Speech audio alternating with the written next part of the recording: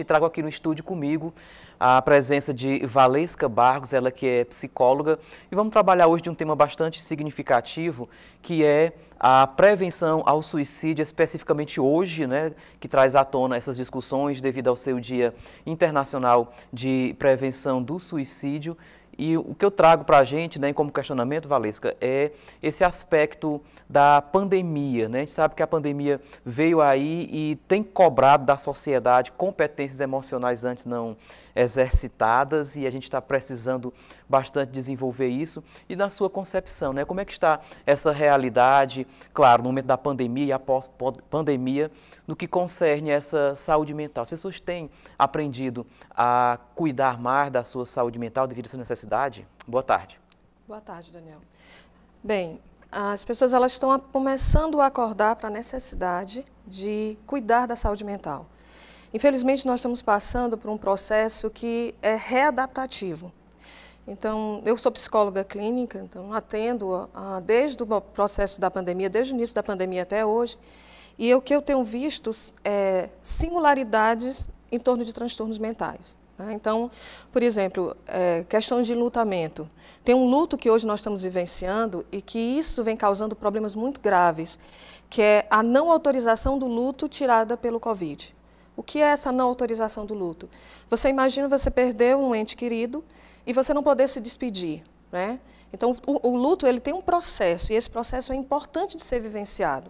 Então, você não se despede da pessoa, você simplesmente vê a pessoa passar dentro de um carro, no caixão lacrado, você não passa pelo rito e o ritual de passagem, que é tão necessário para que você possa ressignificar essa perda. E isso vai causando muitos danos. Então, eu estou atendendo vários clientes que eles vêm falando exatamente isso, a perda de sentido que eu estou tendo diante da vida, por não ter esse processo de enlutamento feito de forma adequada. Então, isso é um dos impactos, fora o aumento dos índices de depressão, de ansiedade, que tem sido assim alarmante e que tem preocupado também. Mas eu quero frisar uma coisa, porque as pessoas associam muito o transtorno mental à configuração do suicídio, né? Eu quero dizer que não é só isso, gente, ele é multifacetado.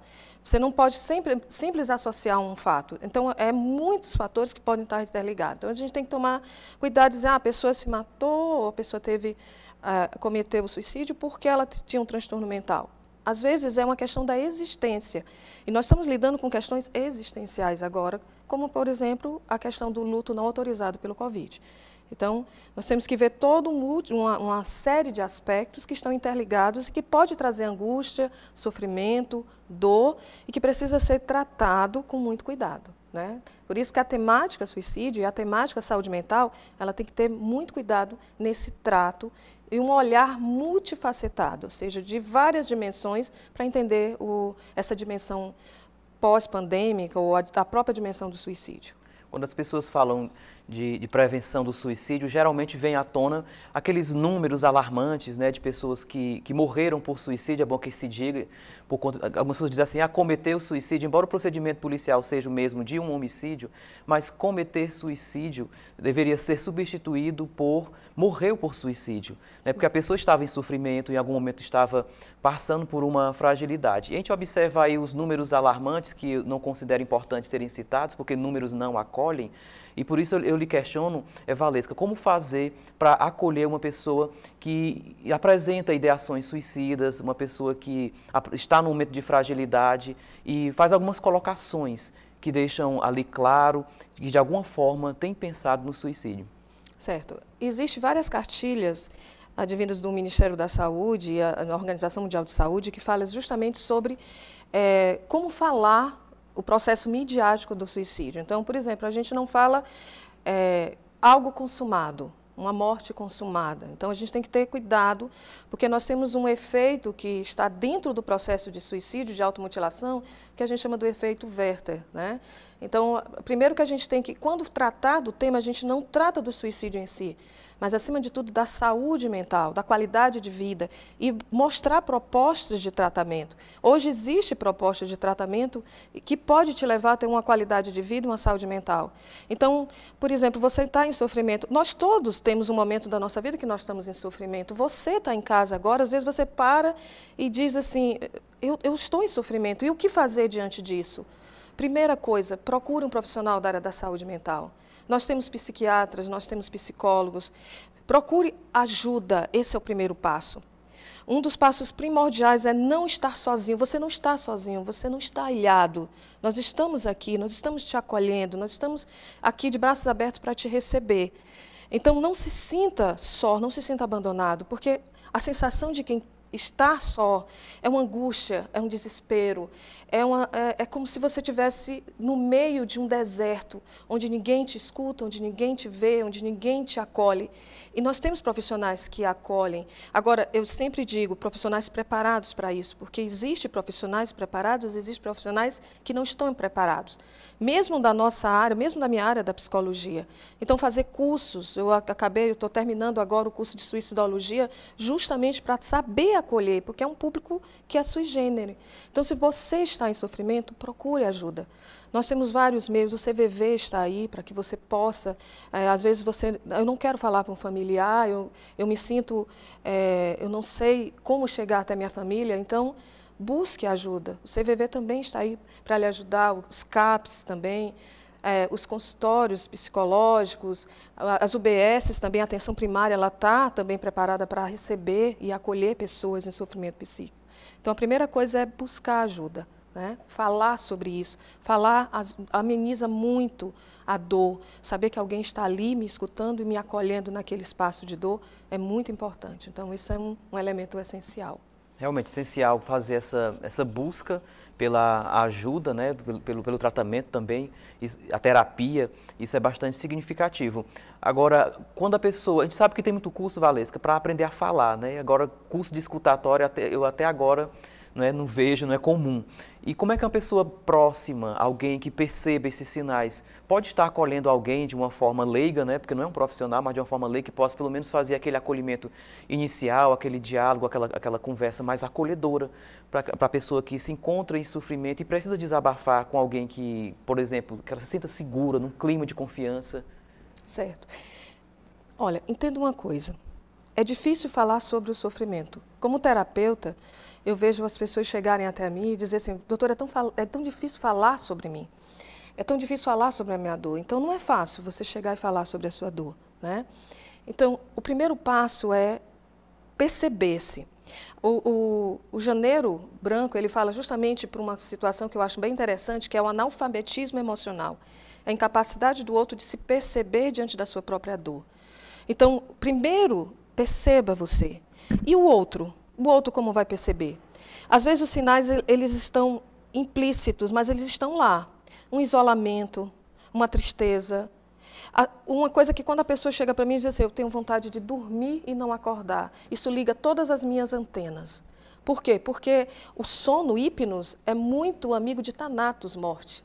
Então, eles são próximos, filhos de uma deusa mitológica chamada Deméter, né? Então, assim, Mãe Terra e Mãe Lua.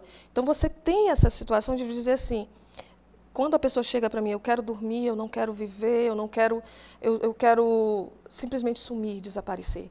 Então, pequenos sinais de isolamento, uma tristeza, uma angústia, um não dormir, um choro recorrente.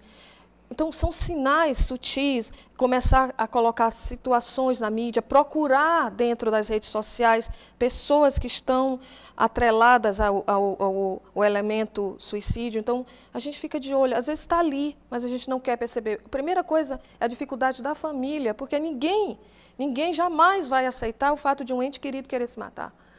Então, ninguém vai aceitar isso.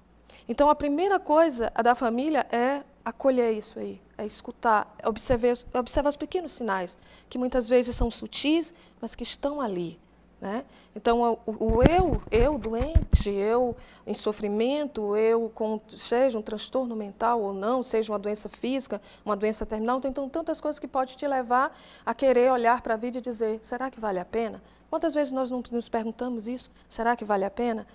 E aí não basta só você dizer que vale a pena, você tem que mostrar o porquê que vale a pena. Então, esse acolhimento, essa empatia é muito importante nesse momento de estar com o outro. Acho que a empatia é bem significativa nesse processo de diálogo, né? As pessoas dizem assim, empatia é se colocar no lugar do outro. Eu gosto muito de ver empatia, Valesca, como uma conexão com a outra pessoa, né? Buscar algo dentro de si que me possibilite conectar com o sofrimento da outra pessoa, a fim de compreendê-la, né? Na melhor forma possível, como foi bem colocado por você, dentro dessa compreensão empática.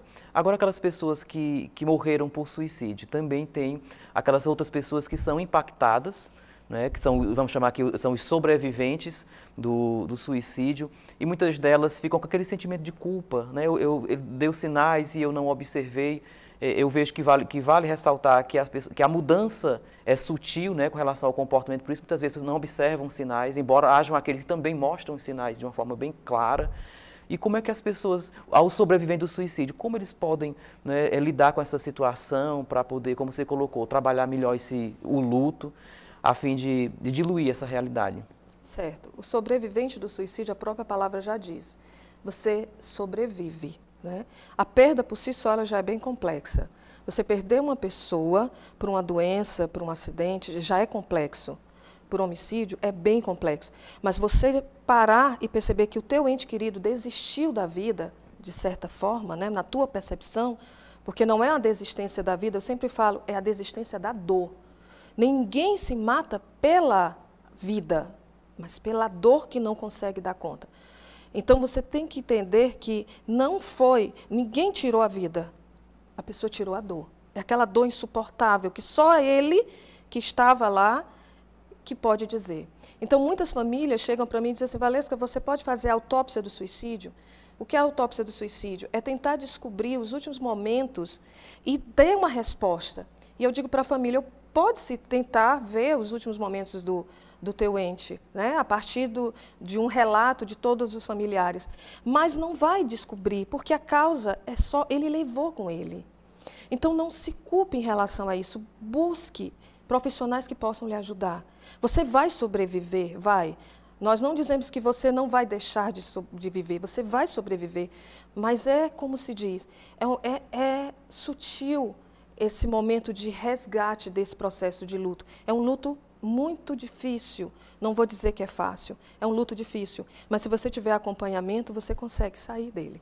Então, se você é o sobrevivente do suicídio, se você nesse momento que está vendo essa reportagem, esse momento aqui, e você diz assim, eu sou um sobrevivente do suicídio, diga exatamente isso, eu sou um sobrevivente, significa que eu vou saber viver, eu vou saber me colocar na vida.